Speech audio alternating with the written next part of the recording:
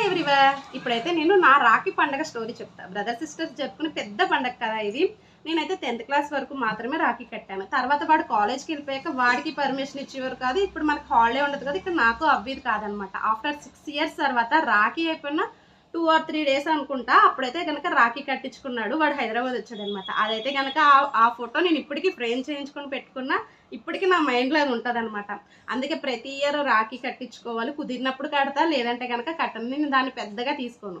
అసలైన రాఖీ ఏంటంటే మా ఇద్దరి దృష్టిలో అయితే కనుక నేను మా తమ్ముడికి చెడ్డ పేరు తీసుకురాకూడదు, మా తమ్ముడు నాకు చెడ్డ పేరు తీసుకురాకూడదు. అదే మాకు రాఖీ. అలాగే నాకు బాధ వచ్చినప్పుడు షేర్ చేసుకుంటాను కదా, అరే తమ్ముడు ఎలా ఉందిరా, ఎలాగరా అంటే వాడికి తోచిన సలహాలు వాడిస్తాడు. వాడికి వచ్చినప్పుడు నేను ఇస్తాను అనమాట. ఇలా మా ఇద్దరి మధ్య అయితే కనుక మంచి అండర్స్టాండింగ్ ఉంటుంది. అదే నా దృష్టిలో పెద్ద రాఖీ. అందుకే ఏ ఇయర్ కుదిరితే ఆ ఇయరే రాఖీ కడతాను. దాన్ని పెద్దగా తీసుకోను. హార్ట్ఫుల్గా అయితే కనుక మా రాఖీ అది.